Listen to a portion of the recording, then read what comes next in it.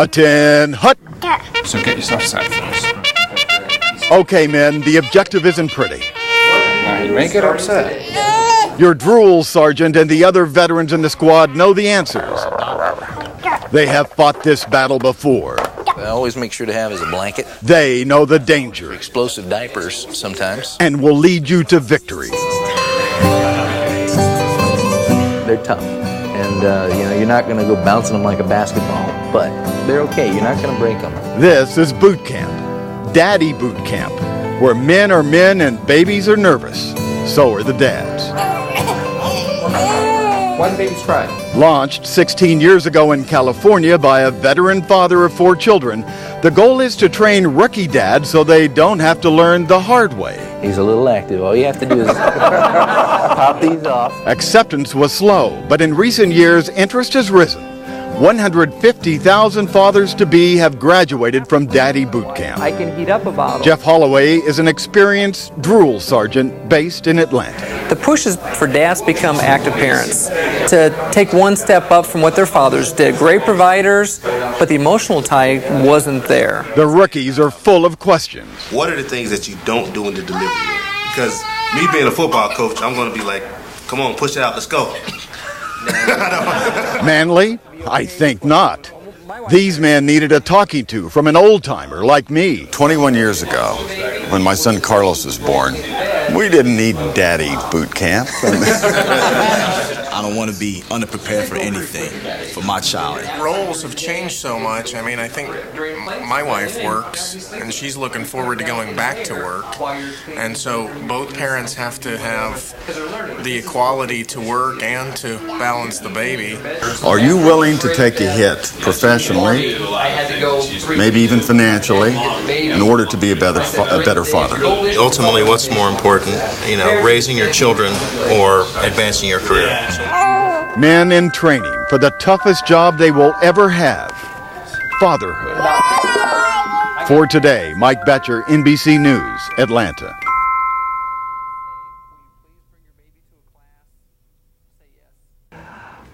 All right, gentlemen, we're going to go ahead and get started here. And you have found the secret to boot camp already. That is him, him, and him. This whole class is about asking the questions that you did not ask in all the other birthing classes because your wife was sitting next to you. The questions you don't ask at home because you won't ask it in front of your mother, your mother-in-law, or your wife. So this is what the class is all about. It is about asking those questions. There's no stupid question. Throw them all out. Throw them all out. My name is Jeff Holloway, and I've been coaching boot camp since 1998. I've had 2 children that have been victims in this class, and about 4 years ago I told them I was done creating class participants. They need to find some other ones to come in. Someone's going to lose it, someone's going to get burped on, somebody's going to get... But that's one of those pieces that you talk about forever. Parenting, being a dad, you're going to have these visions in your head. Remember that one time. This is the time to get them. The class is about your guys' needs. And so I'm going to do a little lecturing during this first part and getting you guys to actually do some dialogue. But once again, you're going to want to talk to the dads. You're going to want to ask them all of these questions, get it all out there. So now we have 3 babies. You may get 3 different answers. We talked about which books do you read. Read them all. You're going to get advice. Everyone getting advice from everyone on what to do as a parent. Okay. Take in what works for you. Because you're going to have different cultural issues, religious issues, just personal values and moral issues. So as people are giving you these tons and tons of advice, you just say, thank you, but you're going to pick and choose. Out of this day, you might disagree with some of the stuff I give you some advice on, but you might say, okay, that one thing made sense. I'm going to take that piece out of the 3 hours. If you took one thing that's going to help you be a better dad, that's what it's all about. Okay? Come on if you like. It's pretty easy. Here's the diaper, here's the wipes. That's a big guy. It looks like. Yeah, he's a little active. All you have to do is pop these off. Now, the one advice I want to give you is when you get everything off, keep the diaper over the front. Oh, okay. Okay? Waterfall thing. Precisely.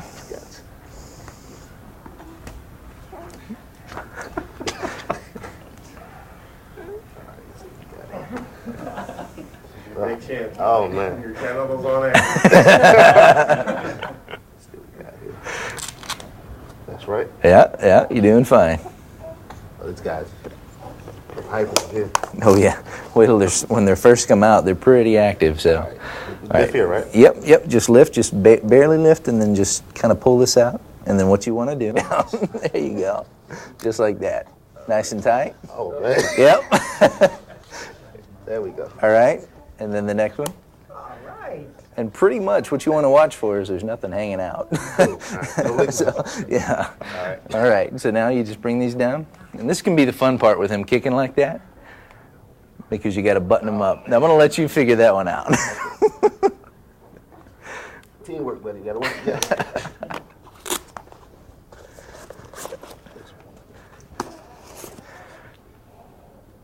Got it lined up here. That's the hardest part of changing a kid is those silly buttons. Oh, man. I thought I had it lined up there. Almost. Well, yeah. Almost. Two more clicks. Buttons. I've only got 1 inch. You're dealing with a standard problem right now. All right, watch this. Okay. What I do is I always start from one side and then click one at a time, like this. And even doing that, sometimes you forget, or you lose a button, or you miss it, or he kicks and kicks it loose. Okay. So that's how it's done. Right there. First diaper since high school, huh?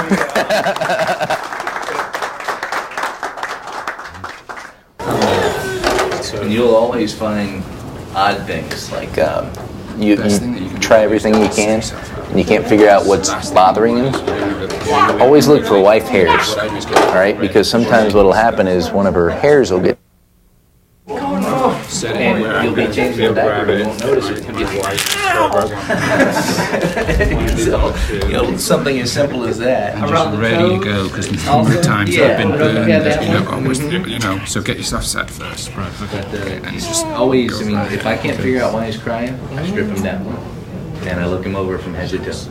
Babies are smarter than you think. They get conditioned very early. The diaper's not off yet, but he has stopped crying. He knows the process is starting. He says, okay, they have figured out why I'm talking to you, and it is being remedied. One thing to look at, we'll go down the list of why babies cry. The best way to not have the baby train you so readily and cry more often is if you meet their needs before they have to cry to do that. So they start getting fussy. If you say, okay, let's hurry and figure out why this might be. Is it time to eat? Do they need to be burped? Try all these things. They don't jump into this big, major crying fit that even once you change the diaper, it takes 10 more minutes for them to work themselves down. Do you do one or two? Plus, one enough. It depends. You might want to do two. They jump straight to crying instead of being fussy because they know it takes this. You won't listen to me when I'm fussy. So I just have to jump straight to cry and scream. Then you'll finally you can put this here. here. Your needs before that, you can really start conditioning your baby. You don't have to jump Put the back on first. Okay. Lift his butt up which is slightly. much better at 3 in the morning. Is that Supposed to be 3 in the morning. You That's hear right. them kind of gurgling in the crib. You want to hurry up and Just drop him down and pull the front up. before they get into a full crying fit, because then they're up for about the next 2 hours because they've just worked themselves up and all the energy. There you go. Living You got proof of it. that is you see him getting a little more fussy as he goes. And It's feeding the time. back goes And so over. he's getting his little hands in there. That's right. Tuck that bit in, Let me right as know, far as hey, the I'm leg, ready. and then this goes as as far as Yeah, okay. but I can tell right It'll away. stick to anything. Those things are amazing. They actually stick to his skin as well. So Is that right? yeah, that's perfect. So you just check that it's, like you were saying, it's not pinching him. You're good to go. You don't want too much of a gap here because otherwise it'll get out. Okay. Yeah, just You pull know that what down. the best way to do that? If you guys may have a different opinion, is to hold them. When you create the feeling of security What is your with your son's child, name? they're not going to be as apt to cry. In the beginning, hold that baby. It's been psychologically proven that holding them will create that sense of security. And what you'll find is, like, before I put him down at night, I'll lay him in the crib. Give me some answers here. Why do babies cry? They're either hungry or they need to be changed. There's 2. Tired? Hurt? Good point. You go down your list. You will learn your baby's cries. You will know a hungry cry from a dirty cry to a I want some attention cry. Okay. You know, it messed me up. I was kind of out of it for the rest of the day because I thought I'd half killed my kid or something, but you don't. It just was a tiny bump, and you make little mistakes and you go on. It's learning from those mistakes. I now keep the dryer door closed, and as I go through the hallway, I don't have to worry about it anymore. You know, so, but they're resilient. They're tough, and you know, you're not going to go bouncing them like a basketball, but they're okay. You're not going to break them. So, something I'll just carry on thoughts. So if you're going through you've got a crying baby in your arms and you can't solve it, it's okay to say, Mom, I can't help this one. I don't know what to do. Constantly. And he knew my voice. He knew who I was. And he settled down each time. And so if you take that time, you spend the time as early as in the womb almost, you can actually get them to know who you are. And you can get them to calm down. It really, really works what he's saying. Absolutely. I'm going to take my baby out, let my wife sit home for a while, and these two ladies come up and they're looking in my stroller, and they said, so, you're babysitting today? And I looked at them and I said, no, I'm parenting. And they just stopped and were almost aghast, but they said, well, yeah, you're right. That's the stigma that you're trying to change. Mom's going to panic the first time you take the baby out. Is he going to bring the baby a good dad? From day one. Part of that goes to that whole breastfeeding piece. If you do nothing, you will do nothing down the road.